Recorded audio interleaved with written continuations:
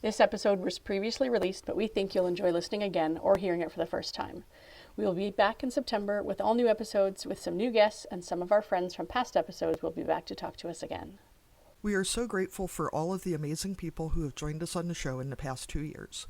The conversations have been educational, insightful, vulnerable, and heartwarming. We appreciate each and every one of them for agreeing to share their time and their voice with us and with you. As always, we would appreciate it if you would follow, rate, and review the podcast so more people can find us. Even better, share your favorite episode with a friend. If you're a fan of the podcast, please become a patron through Patreon. You'll be able to view our weekly updates on video, have early access to episodes, and who knows what other fun benefits we might add for our patrons in the future. Listener support means that we can continue to make this show. If you have a business or know of a business who would like to advertise on the show, please get in touch. While Barnyard Language continues to be a labor of love, we would love to have the funds to cover our costs and expand the community.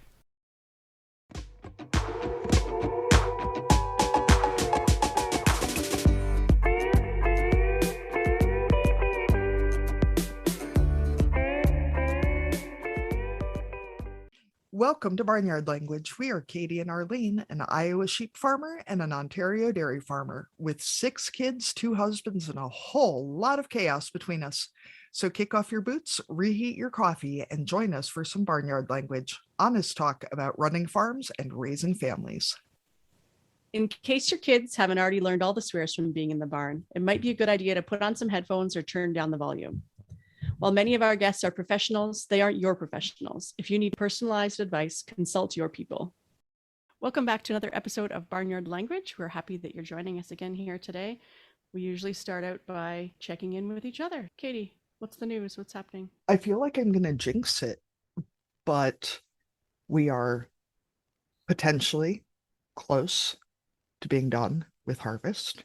Ooh, I will not name quick. how close, but I will say that we are close. It does seem quick, primarily because we grow a lot of hay. So we've been harvesting since May.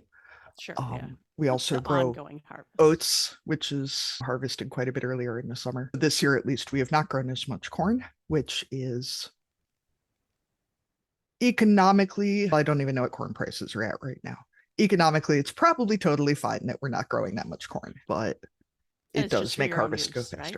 Yeah, we combine some that goes to the mill for sale, but most of it goes into bins to feed cows and sheep, along with the oats. So we grind ear corn and oats for feed with minerals and such. Delicious. Got what a couple is the more. Halloween costume report?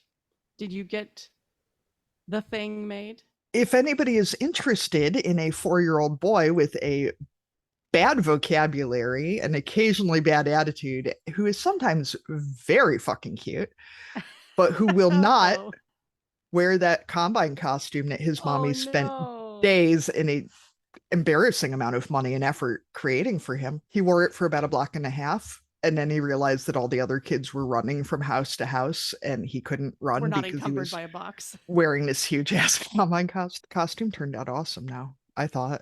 I don't know. We share some pictures. Maybe we could sell it or auction it off, or someone's child will appreciate this thing. I bet I could even fold it flat for shipping, or relatively flat. The other issue was that I had some difficulties attaching the front wheels, getting them to clear the header. And so he would have really enjoyed the costume had he been allowed to take it off and drive it, which would have been fine if the front wheels had been more firmly secured. But right. They didn't actually turn like his. They did turn. Yeah. You were all in. But it was largely through the power of hot glue and prayer that they're on axles. But it's very impressive.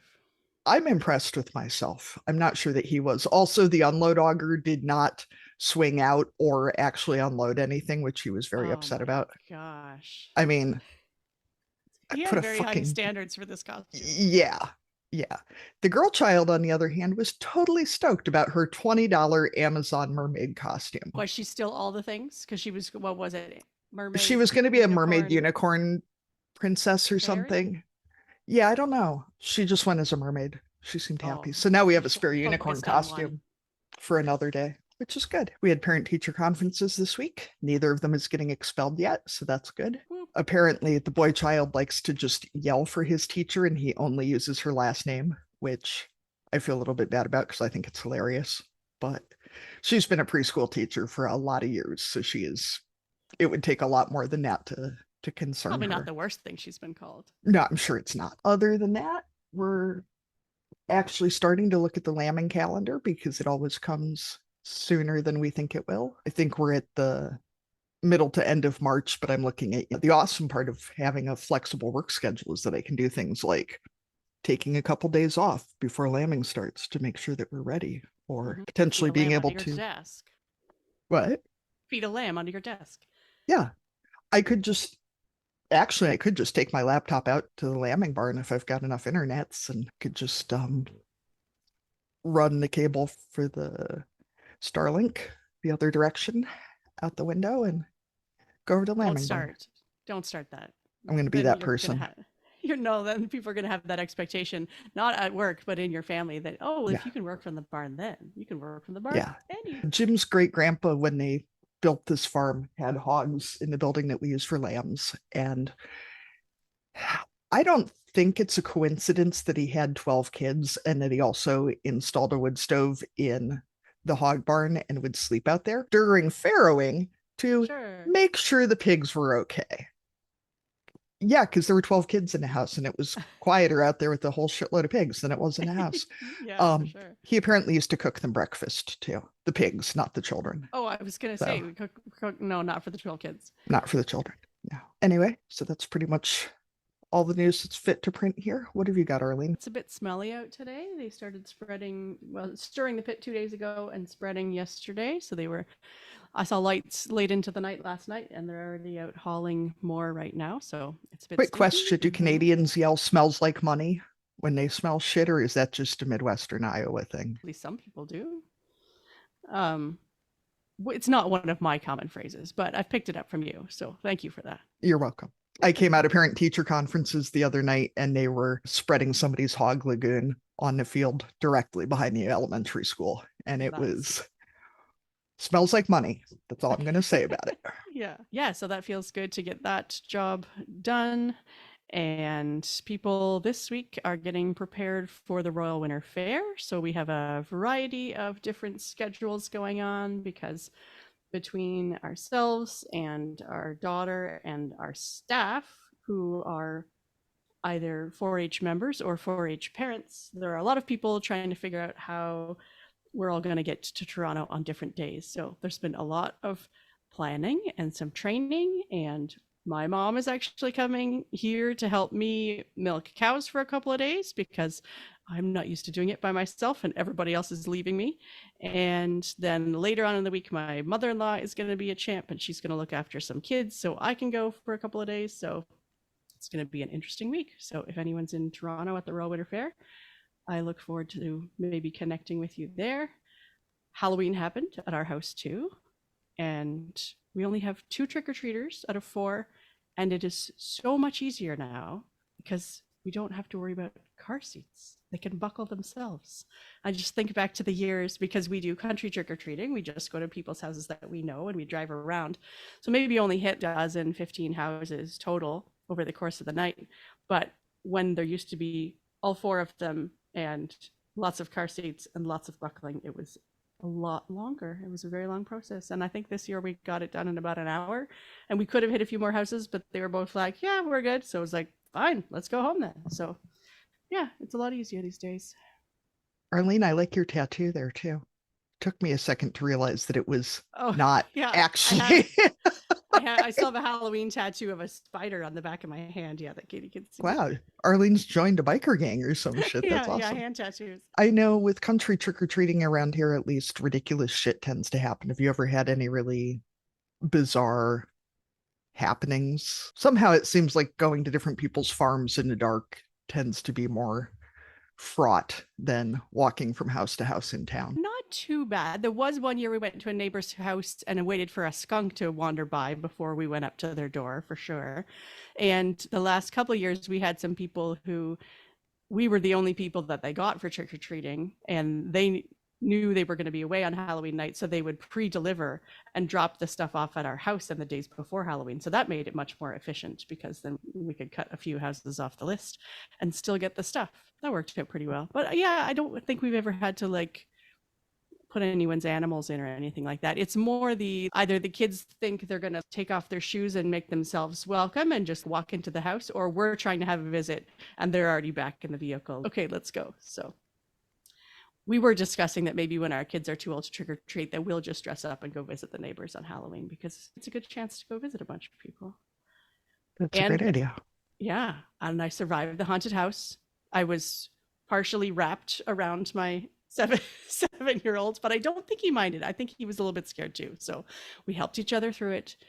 We did it. It was actually very well done. I don't really like haunted houses, like I said last week, but it was nicely done. It was at a little local museum with lots of volunteer actors.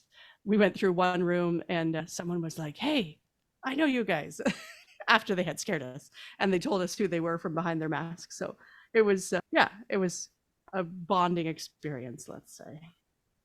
Nice. And then the other fall thing I've been doing this past week is freezing a bunch of pumpkin, because that's one thing that we actually use a lot of in our house, because my kid's favorite muffin recipe is a pumpkin chocolate chip muffin. And so I get a whole bunch of pie pumpkins from my sister-in-law who runs a market garden. So that's been one of my somewhat messy jobs this week, is roasting a whole bunch of pumpkin and then freezing it up. So that was my other adventure.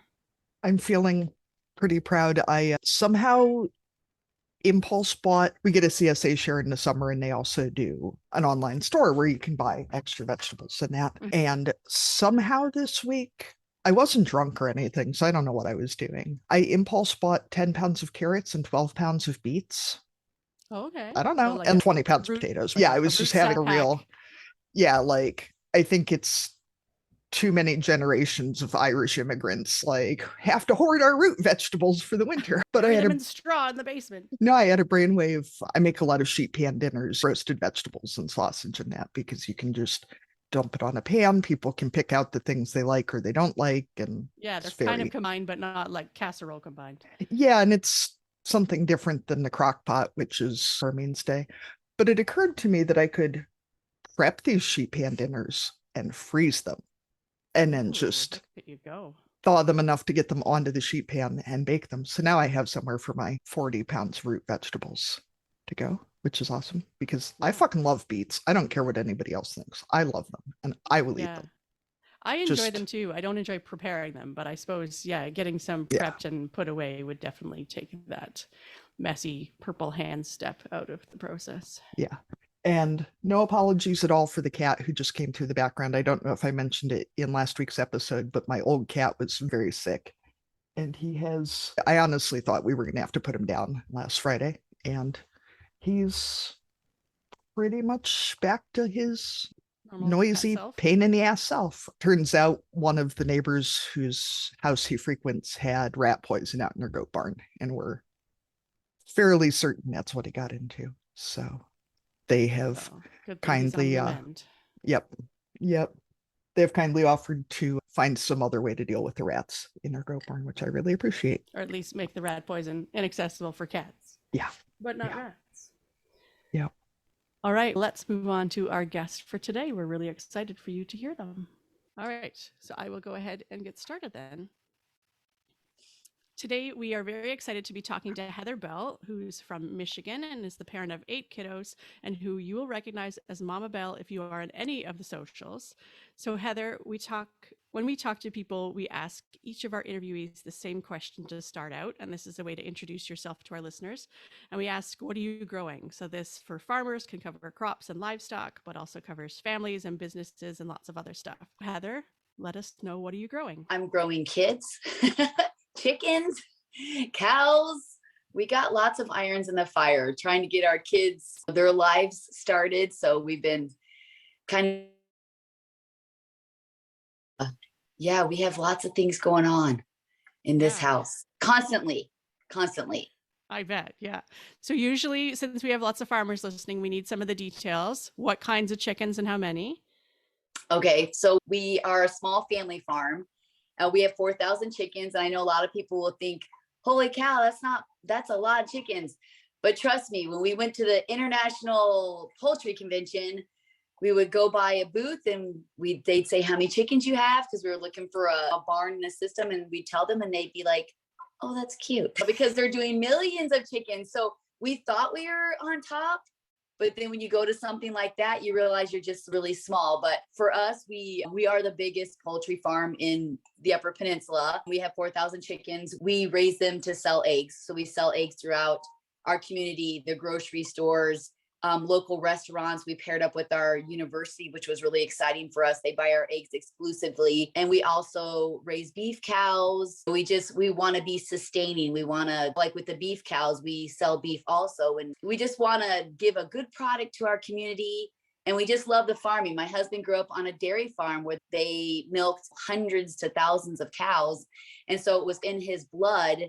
And I remember when we started dating, his hands always smelled like manure. And I'd say, oh, and he's, I washed them. I swear I washed them. And so I thought to myself, if we get married, I will not be a farmer. Here we are 25 years later, and we're doing chickens. We have just property everywhere because it's my husband's blood. We have hundreds and hundreds of acres that he tills and farms and cuts and hays. And that's his thing. It's his getaway in the summer to just go out in this field with my son, Joshua. They're pals. And they just go in the field. I take them lunches like his mom used to. And that's what our farm is. Yeah. So what breed of beef cattle are you raising? I don't know much about the beef cattle. My husband would be very disappointed. I can't tell you, but I know we have Long Island red chickens. So we had to get hens that could adjust to the cold and that would still lay even when the weather got treacherous. Did you guys start out with a hobby number of chickens, or did you just go all in with 4,000? So how we started was we had just a tiny little barn. We had 12 chickens and 2 turkeys, and then grew. It does get very addicting when you start like that. Like we used to have goats, and we're like, enough goats. And we also actually do raise Clydesdale horses. So we have Clydesdale horses, and we have a baby actually that's due this next spring. So I'm super excited. So we do raise Clydesdale horses. If my husband would kill me if he's like, I can't believe you didn't mention the horses.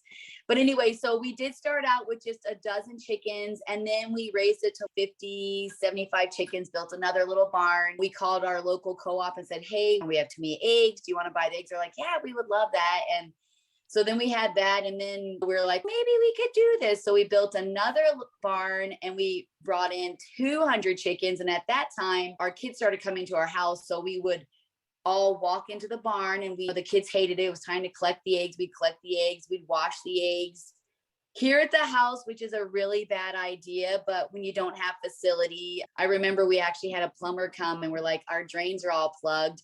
And I remember coming downstairs, and he looked at me, and he's, I've never seen so much disgusting. This is the most disgusting. So we thought, okay, it might be time to maybe move it out of the house. So then we built a barn and housed 500 chickens. We had our washing. We actually heated it with a wood stove, which isn't a good idea because 2 years later it caught on fire and the whole thing burned down, but we were able to salvage the chickens. We were able to get them out by the help of our community. We actually had to make a makeshift barn in our horse barn. So that was quite the treat also. And so then we just said, okay, if we're going to do this, let's do this. So then we built our huge barn, and now 4,000 chickens later, my husband's been talking about building a second barn so we can raise our own chicks because we do cage-free chickens. So we thought we could raise our own and then shuffle them in. But that's still on the horizon. I don't know if we're ready for that right now, but so that's a little history of how we started when now we have 4,000 chickens. That's some ultimate chicken math, though. I think that's the biggest increase we've seen from anybody, because a lot of folks 2 or 3 and go to 100. So yeah, he's pretty extreme. Everything's big. If you come to our farm, you would be like, wow, he just built a shop. He built a shop for everybody to use, but it's really like to house his tractors. So it's a tractor. I don't care what he says. It's a tractor shop, but so everything's big with the bells. That should be like a new slogan. Everything is big with the bells. Yeah. So you even go with the biggest horses, right? I'm sorry. What'd you say? I'm just saying you even go with the biggest horses. You don't want to start with those tiny ones. You just go for the biggest right off. And our family, we were 10. So everything is big. Yes. So what color tractors do you have? Because my husband's going to ask. He's a tractor collector. And if I don't ask, he's going to be upset. I know we have some John Deere tractors and we have some old international tractors because my father-in-law is also a tractor guy. So of course, I think we're good. And he calls my husband and says, just saw this auction. So I have to be quiet a lot in the winter because he's always on the auction buying things. We need this. And so we get to hear all day, all winter, because he's off of work in the winter. So background auctions are going to be our friend here in a couple of months. Yeah. Same here. Same here. Yeah. We get a lot of, does your husband then sit over supper and tell you about ridiculous prices he saw on the auction for the stuff he didn't buy? Because that's the big conversation around here is, you'd never believe what they paid for this. Oh, that's it now, right? Because before it wasn't like that. And he'll bid and he'll look at me like, and I'm like, no. He's like, this is still a good deal. The next tractor will go for more. No, right here, done. So he travels to other states now just to pick up something small, like a little tiny. He's got to go to Ohio for that. I'm like, they don't got nothing like close by for us. So that's basically like our winter and spring is upgrading because this doesn't work too well. And yeah, we do a lot of, we'll go on a road trip as a family and have to pick something up for somebody. And it'll be, oh, we have to save space in the car for that when we come home because we got to pick up this whatever. Well, the newest one for me, the newest one for me is, so do you want to go on like a getaway weekend? And I'm like, yeah. Where are we going to go? He said, oh, we got to go to Idaho. I'm like, wow, super cool. I bought this tractor. And I'm like, no, you're on your own. You're on your own. So that's something good there first. It's date weekend. And he's smart because he picks places he knows I want to go. And then I'm like, oh, yeah. But then when you come home, you only can go like 50 miles an hour. So then it takes you 3 days. It took you a day to get there, but it takes you 3 days to get back. Yeah. So this sounds oddly familiar. And I'm just guessing that the pickup is not just to pick up the thing quickly and leave, that usually that turns into about a half a day of talking. With they like to talk. From. Yeah. Even when we go to fairs or something, I just say, I'll see you later because he'll find somebody and talk. And then, so I just go do the part that you can like shop or let the kids go ride rides, or it sounds like they're all the same.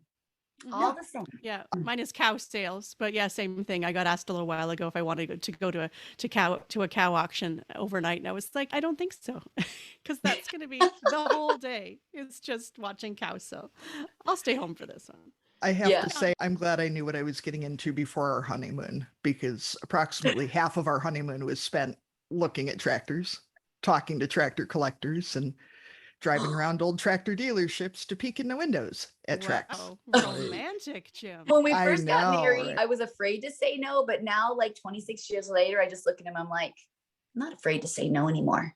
Take Josh with you. Exactly. We can do something later.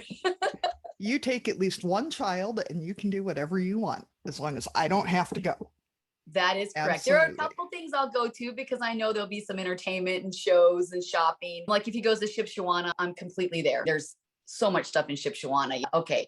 But some places where they're deserted and there's nothing, like you'll be sitting there drinking coffee after coffee, bags of popcorn while your husband talks to everybody. Yeah, I get it completely.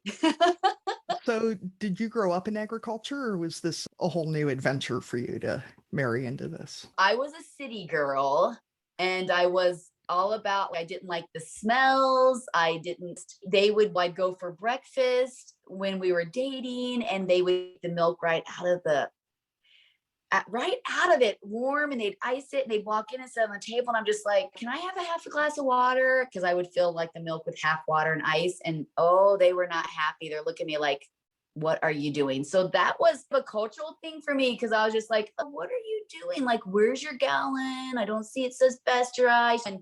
But they all are strong bones and they're all like chiseled. But so that was the smell. And he goes, you want to go feed the calves? And I'm like, I don't know what that means. And then you'd see that you feed them and you got slobber all over you. It just wasn't for me.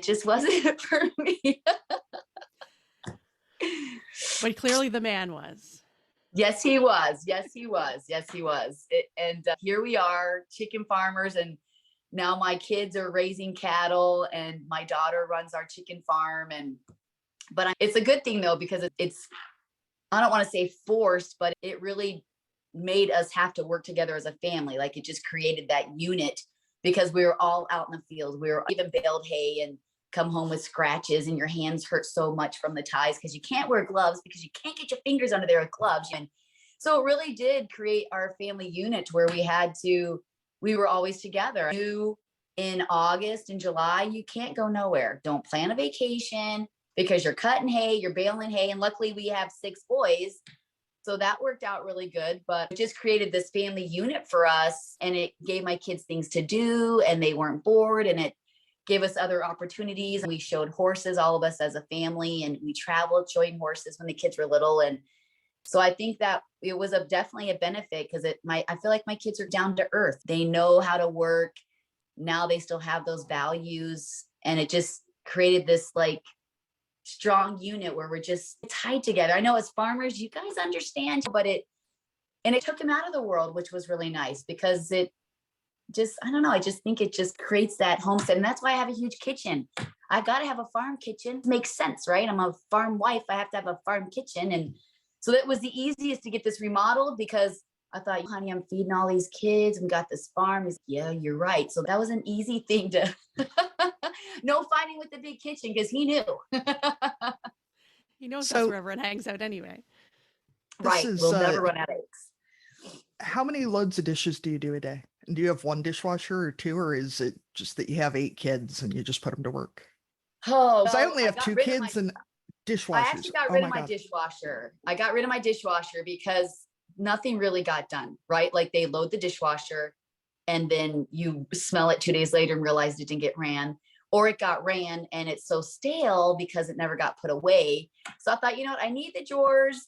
So for dishes, as I cook, I do dishes. So it's not so bad. Sometimes when I get to going, their dishes are bad, but we always had a day where each kid was like, okay, Haley, you're Monday, Robert, you're Tuesday. The 2 little guys were together. So everybody had a dish day. And of course, I homeschooled my kids till 8th grade. And so they were home to help me with the chores and the cooking and things like that. So we do have lots of dishes. Like I was just gone this weekend. I come back and I have 5 forks. I don't know where they've all gone. So that's a constant issue is forks and spoons. I have a million knives. I just can't figure out where the forks and spoons go. But it was a family thing for sure. Yeah, I have 2 teenagers, and I know that as they get older, the cutlery seems to disappear into people's bedrooms in a way that it didn't when they were younger. Yes, agreed.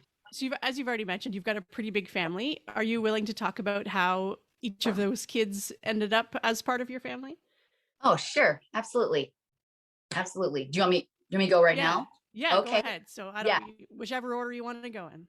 Okay, I'll go in order as how they came into the home. I was diagnosed with endometriosis before I got married, and it was pretty progressive. And so we were basically told we probably couldn't have kids.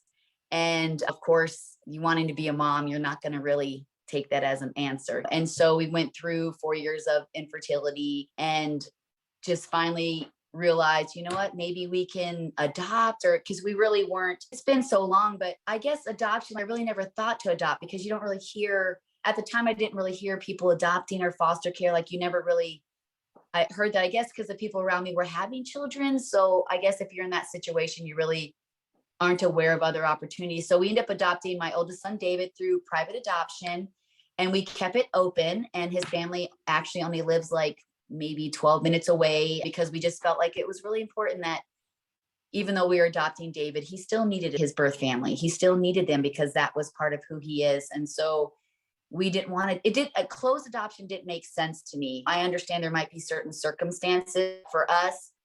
We needed them. And I believe that, and I'm glad we chose this as David got older, he needed them. And so we adopted David in 2000. And luckily our parents surprised us and ended up paying for us to be able to adopt David because we had no money. We just were newly married. We had nothing. And so then 2 years later, we signed up for foster care. We had a family that had been foster parents forever and said, why don't you look into foster care? And so when we became foster parents, it wasn't our goal to, I'm going to become a foster mom and adopt my family. It was basically, I just wanted to be a help to somebody, even if we could keep kids in our homes for a couple of months. Or we were foster parents for almost 11 years. And our entire time, we were really engaged with the families if we were allowed to be. We wanted to help them too, because it really is a whole family structure. Foster care is a result, but it's not like how to heal, and how it's not the solution. And so we were very invested in the parents. We wanted to help them. We wanted to help grandma, whoever was there. So we didn't go into it to adopt. We went into it just to be a help. And I wanted to do something. And after we got into foster care, not 6 months later, we saw Joshua, and Joshua was at the very first meeting. He was sitting in the middle of the room, and you could clearly see he had some disabilities.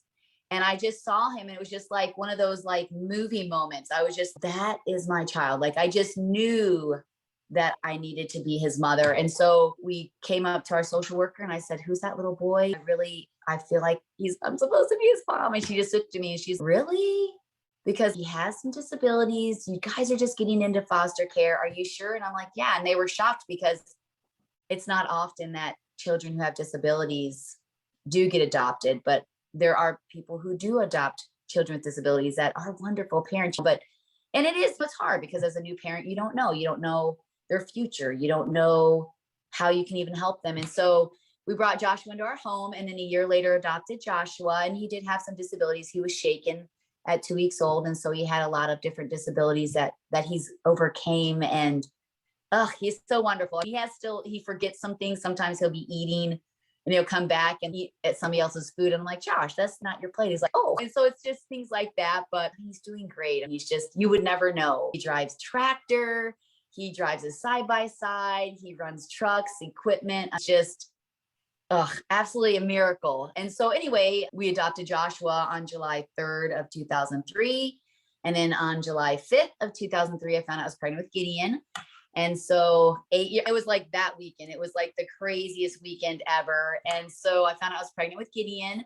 And then after 8 years in 2004, we had Gideon. And then shortly after that, Isabella came into our home late. Her and her birth brother came into our home, and he went with dad. They had different dads. And so Isabella was in our home for almost 3 years before we could adopt her. Just a lot of circumstances around that. And then I think a year and a half later, Haley came into our home. Our foster worker said that they had a little 9-year-old girl. She's actually sitting there. A little 9-year-old girl that wanted to live on a farm, have a big family, and go to church. And so she called me, and she really didn't give us an option. She basically said, congratulations, you have a 9-year-old girl.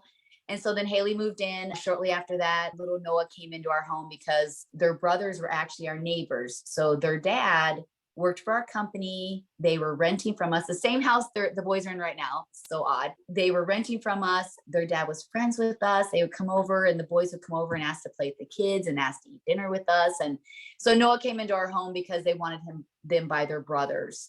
And then that October, their dad passed away suddenly, and we all sat down together, and we were like, we love you guys. We know you want to be with your little brother. And so we all sat down together and decided that they want to stay here. They wanted to be adopted. So we talked to birth mom, who she's still around, and she lives like 10 minutes away. The kids get to see her, and she just wasn't at the time. She wasn't able to provide what they needed at the time. And so we all just sat together, because I felt like it was really important that, even though this situation, I still felt their mom should have a say, because it just makes sense to me. And so then we decided that it was in the best interest for the boys to stay with us, and we adopted the boys in 2010. And unfortunately, in Michigan, you can only have 8 children in your home. And so we had to close our license, and here we are 11 years later. So yeah, that's the fast version. Out. Yeah, we maxed out. Yes. Yeah. Do you think, who knows, right? But do you think if you could have had more, would you have kept going? Did you feel drawn to have more kids, or do you feel like this was your family unit? That's a hard question. No, I didn't want to close our license, because there's other opportunities, whether you keep a child for sure permanently, there's such a need for foster care, and they just don't have the parents. And it's just such a broken system. Like, it's just, so broken. And there's so many kids that are going to other states because there's just no families anymore. And it's hard because I know as a foster parent myself, it is sometimes hard to deal with birth families. And as a mom, like my husband was never attacked. It was me. It was always me. I did this, or she's doing this, or she's doing this, or the children would come into my home and say, after being in our home for months, "You're not my mom." And I'm like, "You're right. I'm not your mom, but I'm your friend and I love you." And just talking to my social worker, she's, "Yeah, you have a file like this big because every time somebody reports, we have to put it in there." So it's hard because the parents know they're losing control, and there's just so many emotions flying and just so much going on that it's so hard. I really would love to see something be fixed there, like just services or educational classes, or I don't know. I don't know what the answer, but it's just not easy. And so I would really, as my kids are transitioning out, I would really love to revamp my house and start bringing in children again. But your family's always first. And so we do still have 2 of our children in school that still need us. And so maybe in the future, once they move out and get settled, we can restart it again. But we do want to bring in older children. So my passion really is, my husband's not really on board right now. So right now, this is just my passion, but I would really love to bring in children who are 14 to 18 that are looking to be in a family. It breaks my heart to know there's hundreds of thousands of kids aging out. And basically you age out of foster care, you have to move out. And then if you haven't been provided the services or a wonderful family that adopted you, you're basically on the streets. And that's heartbreaking. So that's where my desire is right now, is to help these children. So when they do age out, they are still part of something. They can say, "I'm a Belle." And they can get their own place, but they're still a Belle. And so I don't want little babies. I'm 51. I don't want little babies. I like my sleep. But that's where my passion is now, is we've been really praying about it. And right now we're not in a position, just because we want to make sure our youngest to get that attention that our older kids did. So we'll see, maybe in the future. I don't know. We got so many things going on. Who knows? Yeah. I have to say, I love the amount of respect that you so clearly have for the kids' birth families. And for that, I know it can't be easy because there are reasons that their kids ended up in foster care and being adoptable, but it is so important to at least model that for kids, that you still respect people, even if you don't respect some of their choices or necessarily even like them that much, that you can still respect people. Because we also did 4 years of fertility treatments and started foster care classes and found out I was pregnant like the week of the first class. Oh, I love that. But it's now something that we're kind of talking about again, because I told my husband I don't feel the same desperation for more children the way I did with the first 2, but I don't feel like our family is complete, and I feel like we have a lot to offer. Yeah, me too. But I don't think I am emotionally at the place that I could show the level of respect to a birth family that would be necessary to really model healthy relationships for a child. Because you don't have to like them, but you do still have to respect them because they are that child's birth family. And Right. also, it's amazing to see the amount of pride and joy that you so clearly take in your children, because I assume that most people love their kids. That's a baseline, but it seems rare to see people who really enjoy their children. And that's such a blessing for kids, I think, to have parents who really enjoy them, because that's such a step beyond just loving them because they showed up in your house. And I do have people ask me, like, "Do you love your kids all the same? Do you love them as much as Gideon?" And I'm like, yeah, they actually say that Robert's my favorite. And I'm like, "Robert's not my favorite. And all you guys are my favorite at times. If you're good, you're my favorite. If you're not good, It depends on the day, right? Yeah, it depends on the day. But it's so odd because I have people message me all the time, "Aren't your kids grown up? Why are you still cooking for your kids?" Because they want to be around us. Like, our kids actually enjoy being around us. Haley just got her new place. And they're like, "So you mean a family of 9?" And I'm like, just because she bought her own place doesn't mean she's not my child. And she had made a lasagna, and they're like, "Why is she cooking if she moved out?" Because she's my child, and I enjoy cooking for my family. My kids work hard. My boys don't come in until 6:30, 7 o'clock. They work on the masonry crew with my husband, and they don't have time to cook. And I'm here. that I love to cook and they know I love to cook. And it doesn't make any sense to me because my kids are, 19, 20, 21. I'm not allowed to cook for them anymore. They don't understand that. Like, why are your kids still there? Because they love us. It just, that makes sense to me. But with the foster care, anybody who was healthy with their family, we wanted them to be a part of our family. Like Isabella is very close with her grandma. She's working on being reunited with her dad, and we're letting her take that step. That's her decision. And Haley met her birth dad for the first time not too long ago. And we've been searching for different people in our family. So I really feel like it's important for them to have their family in their life because it really is who they are. We're just an extension. We've added to their future, but that's who they are. And that's why we didn't change names either. We gave them an opportunity to change their middle names because I know a lot of birth, and this is just my opinion, a lot of families who have adopted have completely changed their names. And that was their name given to them. That's who they are. So Haley's name, that was given to her. That's who she is. And so we just gave them the opportunity. We're like, hey, do you want to change your middle name so it'll be a name in our family? So they can, it was really important to me that my kids, when they came into our home, that they felt part of us and that I built memories and traditions. That's why I have all these birthday traditions and stuff, is because they came with no traditions. They came with no history, even though they didn't have pictures. They didn't have things they did as a family or special celebrations. And so it was really important to me that my kids, when they got older, they realized they belong somewhere. And they can look back and say, on my birthday, I know when I come downstairs, Mom's going to have it decorated. My presents and my cake are on the table. And it's so, just to share a little something with you, we have so many kids that we have so many birthdays. And in January, February, March, basically we have birthday decorations up for 3 months. There's no sense taking it down. I might add a little pink for Izzy, but pretty much we're set. And so I thought, I can't do this anymore. I told my husband, I can't do this. And so I remember walking around the corner, and it's when Robert and Brendan came in shortly after. And my son David says, you're going to love when it's your birthday. It's so cool. My mom, she comes down when we're sleeping, decorates everything, puts presents on the table and the cake.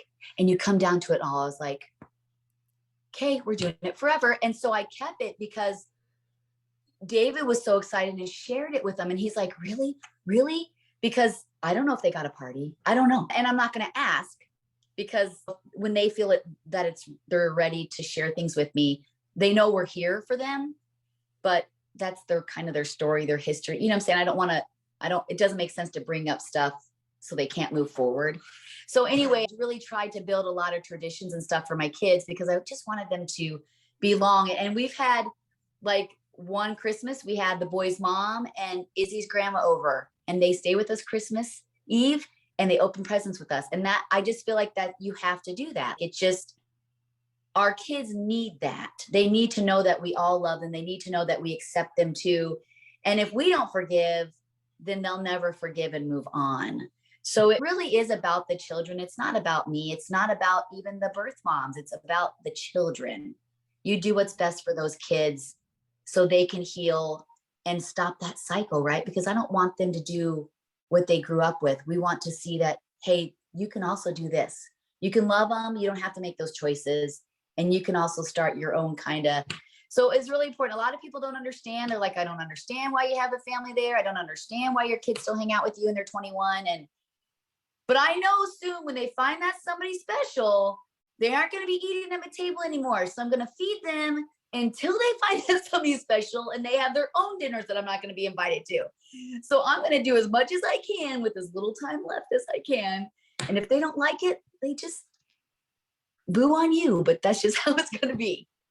Sorry, I was just going to ask, do you feel like those traditions also helped bond your kids to each other? You know, that because those, you know, the relationship with you is one thing, but the relationship with each other when they're coming in at different ages and from different histories, is that one way you help them as siblings to become a unit? Or are there other things that you did that you feel like were helpful in terms of creating those sibling relationships?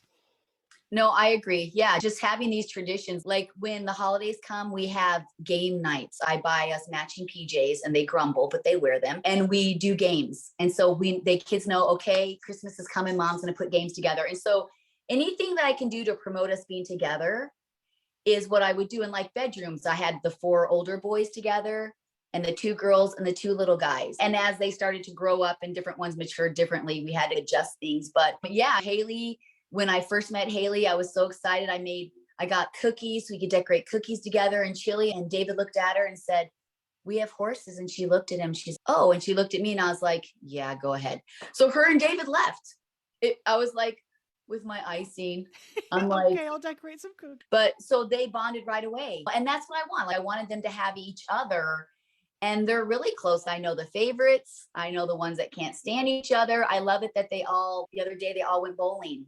I wasn't invited, but that's okay because I knew my kids were together and their friends hang out with each of my kids and they share their friends and stuff. I think that's more important because one day we're not going to be here. And it is important that they have those bonds and they do see each other as real siblings. Like they've always been together. They don't see each other as adopted. They don't act like they were adopted. They fight. They argue. I was going to say, do they fight like siblings? Oh yeah, they do fight, especially the boys. 6 boys. I have holes in the wall and boys are very physical when they get upset. And so we've dealt with a lot of that, but they are really close. If you came in our home, you honestly would have no idea that they're adopted. Like you would just think we are just one happy family that's always been together. And I forget that they are adopted. I totally forget. I just feel like they have been my own since they were babies.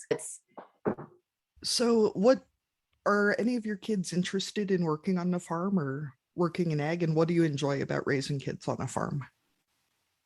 So my daughter, Haley, she manages the whole farm. So I do books and stuff, but basically we put her in charge of running the farm. So she does the delivery, she washes the eggs, she keeps count of everything. My 3 of my boys work masonry with my husband. We have a masonry company also. And so a couple of them are investing in that. My David said he could just hay the rest of his life. Like he loves haying. So there are a couple, they all know when hay season's here, we all have to help, but I think they like it. Of course, they complain, like my little guys are in charge of doing the eggs on the weekends. So it gives Haley a break. And it's important for them to have chores. We all used to take turns washing eggs when they were home. So they complain about the farm, but that's my son with his side-by-side. I'm like, what is that? But I think they do. They don't mind getting free eggs for breakfast in the morning for sure. But I do think it just, like I said before, it really built this strong unit for us. And we were centered around that farm. We were building it up and all our kids were younger and they helped us build it. One winter, my husband and all the kids were over there. And it was that winter that it was like 30 below for a month. I don't know if you remember that winter. It was so like schools were shut down for a month. And they'd be over at that barn, my husband and all my kids, and they would be building the barn. So they built every building over there with my husband. And even before we adopted the boys, when we built the horse barn, the boys' dad and them were helping us lay block. I have pictures of it. It's amazing. So I think it's just a part of who they are. They grew up on a farm and it's who they are. So can you remind us how old your little guys are? Because when I say little guys, I mean, my kids are 4 and 5. So I'm just picturing like little kids out there, like washing 4,000 eggs. And I'll tell you, my little guys are 15, 16. See, now that makes more sense because if I picture my kids washing 4,000 eggs, you'd get maybe 30 that would be saleable. A lot of enthusiasm, not a lot of 15 and 16. That's my little guys. So I figure there's probably some like secret mom handbook that you get if you have 8 kids on a farm. So do you have any like secret laundry tips, or is it just buy them all matching overalls and call it good? Which I think is totally valid. When I was a new mom, when all my kids started moving in, I would do everything, like everything. I didn't let them help me because I wanted it done right. And as more children kept moving in, and they were older. So Haley was 9, Robert was almost 10, and Brendan was 8.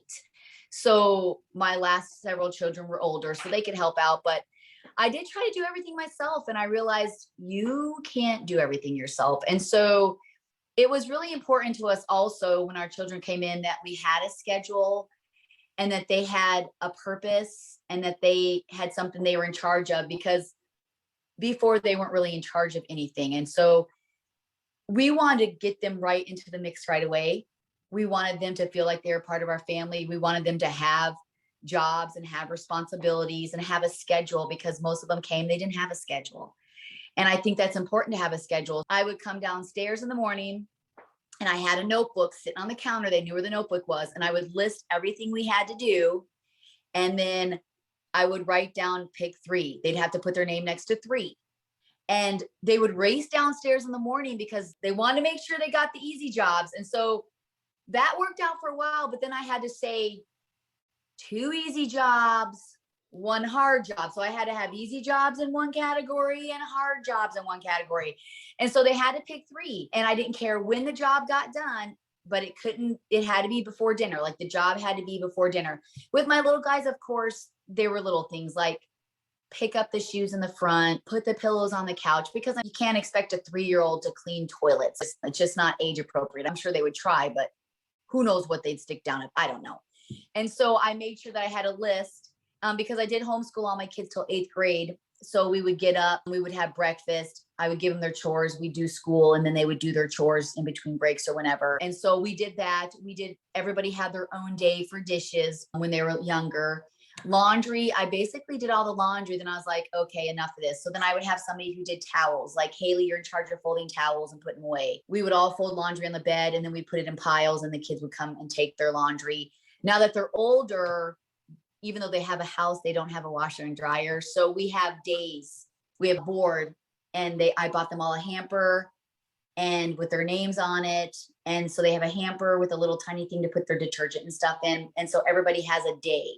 So my kids will pop in when it's their day. So we did that for the laundry. And for cleaning, everybody would have a room. And we still do that right now. Like when Izzy and Noah come in, or Haley still wants to help out, I'll give everybody a room. Even if they're in school all day, they have to have something, even if it's small, even if it's, hey, come in, take out the garbage. They still have to have something. So normally I will wash dishes and I'll keep them there all day. It's hard to see.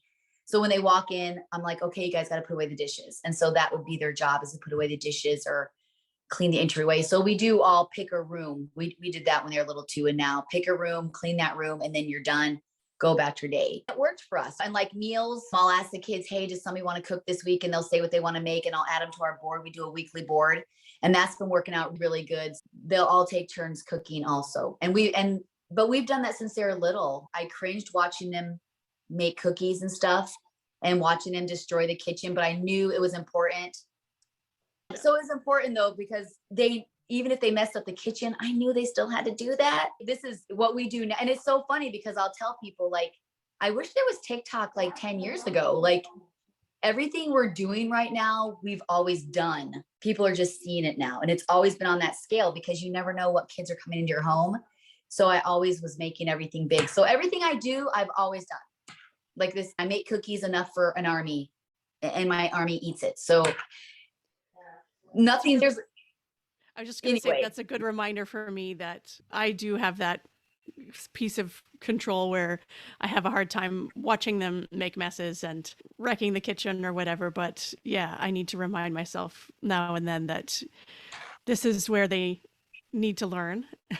And sometimes I just need to let it go and let it happen, and then help them clean it up after. And it gives them that confidence to be, and then, because I've seen other families where the kids are afraid to open the fridge. And like Joshua, he'll say, Mom, can I eat dinner? I'm like, honey, you don't. And he still said, I think he says it just because he does struggle. And I'm like, don't ever ask to eat. And I would even tell the children who came into our home, don't ever ask to open the fridge. Just open the fridge. Eat whatever you want. If you want to cook eggs, ask. I'll help you. And I wanted them to feel comfortable in the kitchen. I didn't want them to feel like it wasn't their home. This isn't my home, it's our home.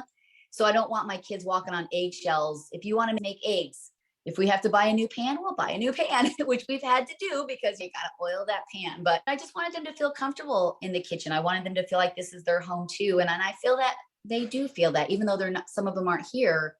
I still feel that they feel like this is their home still. It's homey, and they know they can always come here for anything. So when it comes to farm life, we know that it's not all sunshine and roses. There is some smells and all that kind of stuff. So what would you say would be one of your biggest challenges when it comes to parenting as it relates to the farm piece? I think the messes, if I showed you my porch right now, everybody for some reason has a pair of work boots and barn boots. I feel like my daughter has 6 pairs of barn footwear, and I don't know how they expand so quickly. I would come downstairs and there's feet prints, and I'm thinking, please don't be ones from the chicken barn. In the spring, it's just there's mud and there's mud everywhere. The floors are disgusting. The carpets are disgusting. When we spread manure, the bathroom smells because all the clothes, you can't get them in the washer right away. It's just, and you have to wait for all the boys to come back so you can get them all in there. The funniest thing this summer, my kids were out in the pool and my husband decided, well, that's another thing with the farmer. If there's a piece of property, if you have a big yard, it will be tilled up and they will plant whatever they can in there. So my kids were swimming and I look out and I'm like, what is that smell? My husband is spreading manure in the side yard. And I walk out, my kids are swimming and they're like looking at me like, Mom, really? I actually have a video of it. It's pretty hilarious. So I walk out and I'm like, what are you doing? He goes, I'm spreading manure. I'm gonna grow some stuff for the chickens. And I'm thinking, it's my yard and the pool's there. It looks pretty nice. You know, what he planted looks really nice, but everything gets tilled. Everything gets tilled and there's mud and crap everywhere. So that's we had our septic replaced in the front yard a few years ago. So they ripped it all up for a drain field. And in the spring, I see my husband out there and I said, what are you doing? He goes, I'm drilling oats in where there's just that bare dirt. And so now 4 years later, there's still oats and it had alfalfa mixed in. So there's alfalfa growing in my front yard. Like, I'm just going to bail that off because that's not just going to mow that down. That's pointless. But yeah, I get that. I just don't know. And even our garden, you would think it would be a normal garden, not for a farmer. My husband is addicted to planting tomatoes. And so when I can't harvest every little bit, I get in trouble. And I'm like, what do you want me to do? You planted like 100 tomato plants. I've made spaghetti sauce. I've made roasted tomatoes. I've made chopped tomatoes. I have made crushed tomatoes. What do you want me to do? There's more on the ground. I don't care. I can't. Just because you plant 100 plants by seed, what do you want me to do? I can't consult the person who's processing them at the end before you decide. Crazy. Ground, right? Yeah. And so the backyard, my whole backyard used to be a garden. The whole thing. And I'm just like, okay. And then he's, get on that stuff. It's out there. Yes, I know. It's all ready at the same time. All ready at the same. Yeah. Like today, after I get it done with you guys, I'm going to snap beans because they've been sitting in my cooler for a week. Luckily, the cooler's cold. So they're still easy to be snapped, and he doesn't want me to waste before anything. The frost. Oh, crazy. Just crazy. So I was able to harvest that, but the farm life is everywhere, right? He takes is it a grader or something? And he comes up my driveway with it to smooth my driveway out. And he's so proud of it. Look what I did when it's everywhere. Yes. Yeah. Good times. For our listeners who can't see this, Arlene and I are just nodding along and nodding and smiling. Sounds solidarity. I nod now too. It's anything that can be plowed, or I don't know if this is a farm thing too, but trees are constantly getting cut down too. So we have firewood enough for, 10 years because he gets a vision, and the vision is I cut down those trees, we make a bigger field. And so I don't have any privacy now between me and the chickens because he thought I might like to sit on the front porch and watch my chickens. So it's all exposed. It's like this big area now. And I'm like, he's, aren't you thankful? I'm so thankful. Yes, that you took down all my trees, my beautiful no shade in the summer. Yeah, I didn't want that. Yeah, my yard's gigantic, a couple acres in the front yard. That's my yard. He wants to cut down more. I said, I think 2 is good. 2 acres of yard is perfect. Yeah. Say you mow that, don't you? Or he's not the one mowing it anyway, is he? He's just going to pasture it. We have the best riding lawnmower ever. We get it from the tractor store because tractor stores sell riding lawnmowers, and it can't be those like little steering wheels. It's the ones where you gotta turn it and have to have a license to drive. I've got my eye on a new one, honestly. Yeah. She's probably got people lining up to cut grass, Katie. Yeah. Oh, and just he not also, at that stage yet. I'll tell you too, is every farm has a loader. So when my husband, we redid our front porch. We have a porch and then we have a sitting area. So we removed the bushes because he said, I'm going to remove the bushes and we're going to make a wider sidewalk. So in the winter, I can take my loader down and I can just push the sidewalk snow, which is genius. But my sidewalk isn't normal. It's 5 times wide because it's perfect for a loader with the tires. to just go right down there and just push it all. So everything he does it's very calculated. It's smart, but very calculated. We have to use the farm equipment for every season. I feel myself over here just going, what's weird about that? We also use the skid loader for everything. So what would you want people to know if they were thinking about growing their family through fostering and adoption? You know, I think the number one thing is, I think that a lot of people, they think that if a child's in foster care, they're a bad kid. And they're not a bad kid. They are looking for love and security, and they're looking for somebody just to say, I'm never going to leave you. I'm always going to be there for you. It definitely, and I've said this before, foster care brings out every emotion you have at once. Like at once. It's heartbreaking when we got into foster care. And I know this is so weird to say, but before I was a foster parent, even though we had adopted David, I really did think that everybody had a perfect family. You had your 2 children, life was good. And when I got into foster care, my first thought, like besides tears, was, holy cow, families are broken. Families are torn apart. Kids are broken. Kids are scattered. Parents are struggling. And it really did burst my perfect life bubble, because I thought everybody was happy. Because if you don't have knowledge of it or you're not a part of it, you don't realize that people are struggling. And even these parents, they just need a friend. They need somebody that could mentor them, because the goal for foster care is not adoption, it's reunification. So if you go in there strictly to adopt, you're going to be disappointed, and you're probably not going to stay being a foster parent. And will you adopt children through foster care? You will. There's just so many children that need homes. Stick with it. Definitely at least look into it. And you can decide what children come into your home, what age you want. You can ask questions. So when a child comes in, you're not surprised about what's going on. But there's just such a need. And these children, I just wish I could save them all, but you can't. But there's such a need for foster care. And these kids, they just want to be loved. They want to be hugged. They want to know that they're going to have a pillow to sleep on the next day. Some of these kids come and have never had a bed, have never had sheets on their bed. Some don't get food every day. And they're just not bad kids. They're not juveniles. They're not rejects. These are all things I've heard. These are little kids that just need something. Even these older kids, even more. These older kids and are they going to be difficult? They're going to be difficult because they're angry. They're upset. They don't understand. They were put in a position they didn't ask for.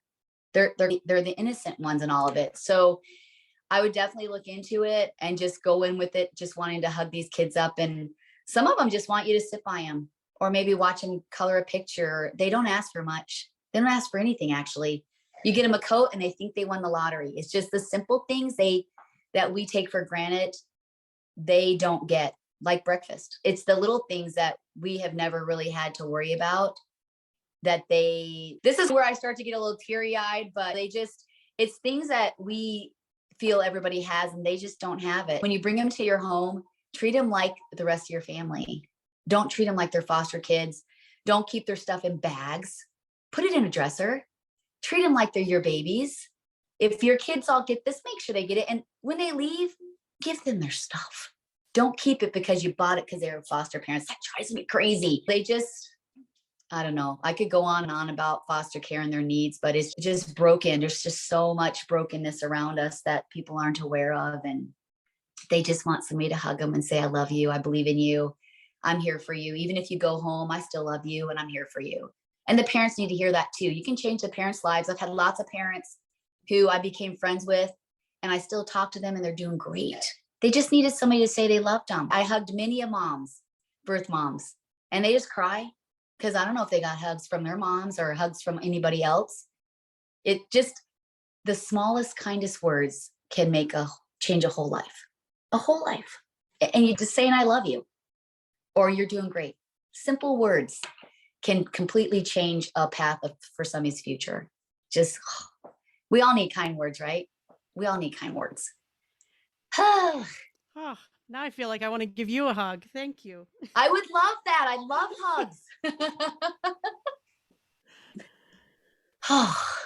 Yeah, that's awesome. Talked a little bit already about your vision for maybe fostering teens again at some point, but now that your kids are getting a little bit older and gaining some independence, do you have any other dreams for yourself or things that you have on the horizon that you want to do for yourself? Honestly, I love my kids around me, and I know the time is short. And when I go on vacation, like we've always done family things. Like me and my husband's done a couple things on our own. And I know a lot of people are like, you and husband can do things by yourself. I don't want to do things by myself. I'm going to have lots of time soon here in the future where we're going to be by ourselves. But I honestly love where I'm at. I love that my kids are still around, even though they're older. I like taking care of my kids because I know with older children, that window is just slowly, it's closing like this. I can't wait for grandbabies. I'm going to be the best grandma ever. And I'm going to be that farm grandma that's going to have all those little tiny barn boots in the front. And they're going to look forward to going to, I don't know what I'm going to call myself. I haven't figured it out. It has to be some cool name. I don't know yet, but I got to figure that out. Probably got a couple years still to do that. But honestly, I don't. And I'm just happy where I'm at. I don't like me and my husband. I remember we took a trip to Hawaii, our 10-year anniversary. We got on the plane and it was all families. And I looked at him, I was like, oh, why did we leave our kids home? It was like, so we were like depressed. We were in Hawaii and depressed for a week because everything is families. And I thought we missed that boat. And I thought, never again. If I go, they go. If I go, they go. And so we've always taken family vacations. We didn't wait until they were older. Because I wanted them to have those memories too. And I gotta be honest with you, I'm content where I'm at. I'm looking forward to grandbabies and just our family being even bigger. I'm not looking forward to going, because I can go anywhere I want now by myself if I want to. I could then too. I guess just the grandkids is what I'm looking forward to, is seeing what my grandbabies look like and who my kids pick to be with the rest of their lives. And if I'm gonna like them, I hope I do. So far, we're doing good. I'm sure you will. I just get the impression that there aren't too many people that you can't come around to. So I'm sure that you'll love. Thank you. If they love your kid, that's the thing. If they love your kid, then you have to love them too. There's something about that. That is true. That is true. If someone can see your child's heart, then I feel like that already sways me. Agreed. I guess too, though, if you were the sort of person who really loved to be alone, you probably wouldn't have had 8 kids, and especially not with bringing 7 of them in very intentionally. Yes, all within a year and a half. It was fast. We had 5 kids. We had 4 kids for a while, and then it was boom, boom, boom, boom, no time to breathe. And we had to, with a big family, like we went from a regular family, I guess, if you can say that, to all of a sudden 10 of us, and we had to buy a new vehicle. My kids weren't driving. So I went from having a real vehicle to this big, huge economy van that we still have. It's now our egg van. We took out the seats. It's now the egg van. But things changed. Like we couldn't just go out to eat. We couldn't just go somewhere because we had a huge vehicle. It's a lot of planning. And whenever we go, like we would go to Florida, we took a couple trips to Florida, and we had to book only 5 and then 5, praying we could get on the same flight because you can't book 10 people. So we had to do 2 bookings. We had to get 2 rooms everywhere we went. And I had to stay in a room with kids, and my husband had to stay in a room with kids. So it really was a huge change for us because you can't do normal things like tables. Oh, well, you're a party of 10, so we have to charge you 20% because you're a party. No, we're a family. Yeah, but you're a party. And, oh, do you run a daycare? Or it was a cultural shock for us. Our whole way of living and thinking changed.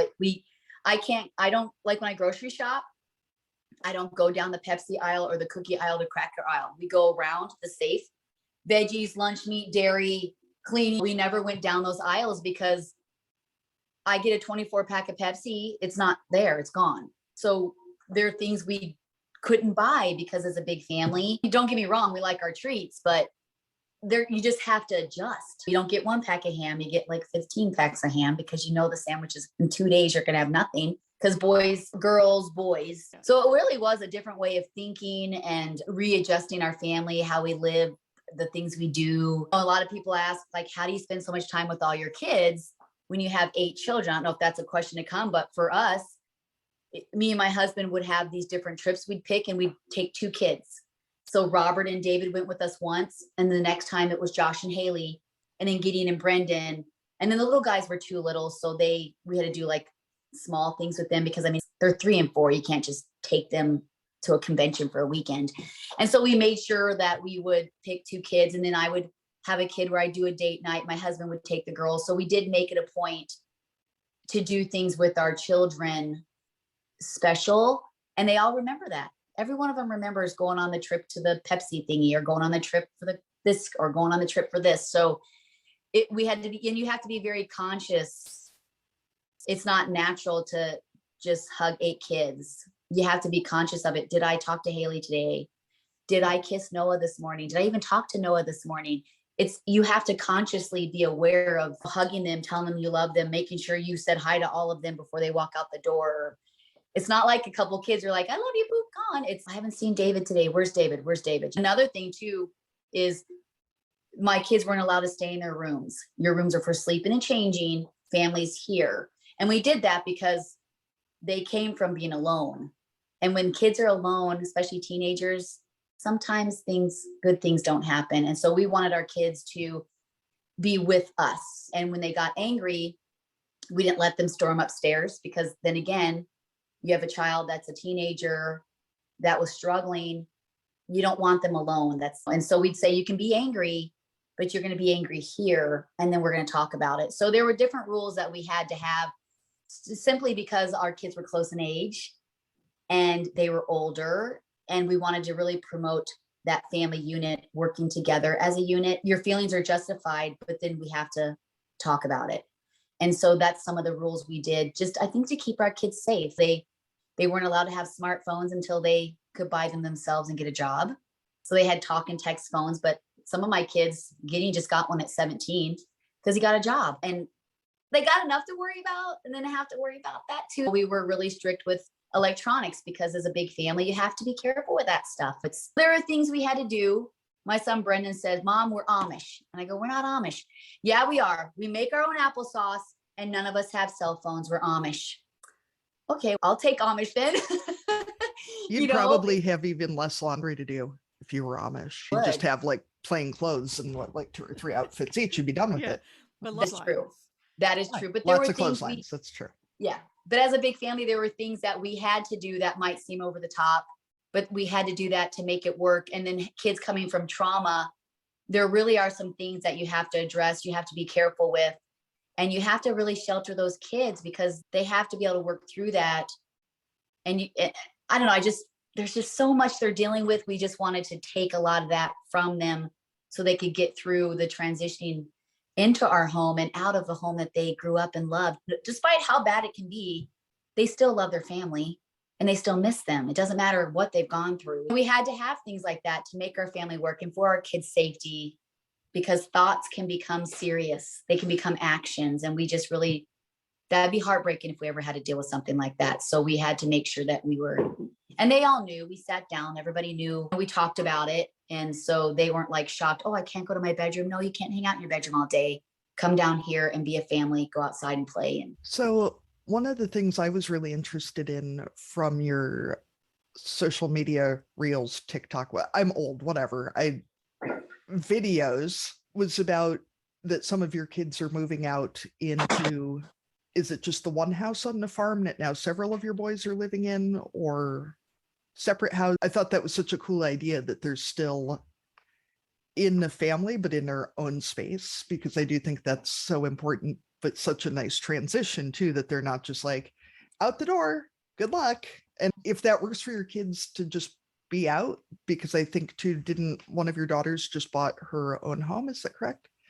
It's so great to have those different levels of out. So the boys, so Brendan and Robert, we have our rental that's on the farm. So that was our first little house we bought.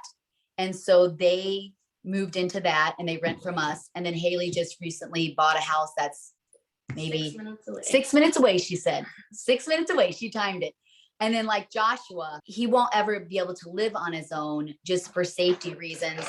And so our goal for Joshua is just to build him a little home, those little homes, and just put it like right in the front yard where he still got his own independence, but yet he comes here and he wouldn't be able to have a kitchen or anything just for his safety. So he'd have to cook and stuff here. He could have a fridge and like a little kitchenette like you see in like hotel rooms. And so he's super excited about it. He knows that we're going to do that. And because he sees all his siblings moving out and he's aware of that. And no matter how much my husband's, he can just stay here. No, honey, he can't. I know you love him. He's your farm buddy. But even though he has some disabilities, he still has to have that independence himself. And so our plan is to build him a little tiny home, like a studio home, just in the front yard. So where he has his own place, but yet he's here too. Because ultimately, when all our children do move out, he's going to know. He sees them all moving out. He sees them all starting to date people. And I feel like he needs that. He still needs his independence. He doesn't want to stay in a room next to mom and dad forever. He wants to have his own stuff and he's excited about that. So that's our next step, is to build this little place for Joshua. Just have a little TV couch, bed, his little kitchenette, just something small. So that's in the works right now with us, is to figure out how to do that for him.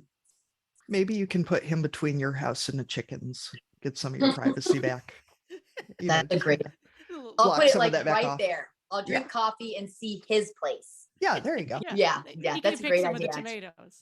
Yeah, and plant a couple of trees around the house. So in 10 years, we'll have those trees back. But yeah, that's right. Great idea. I think that's so great, because I think there are very few adults, no matter what their personal situation is, who really want to live with their parents forever. And I think it seems like such a great way for him to have his independence, but to still be supported and safe and part of the unit.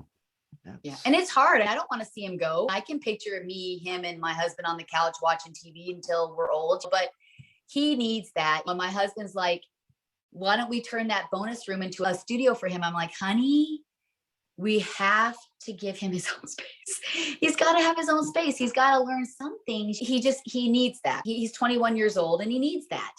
Maybe just get him a small TV and a not very comfortable couch so that he'll still want to come to your house. Like, he'll have his stuff, but just, it'll still be better at your house. Haley, she moved in 2 weeks ago and she's here every day. And I go, don't you have a house?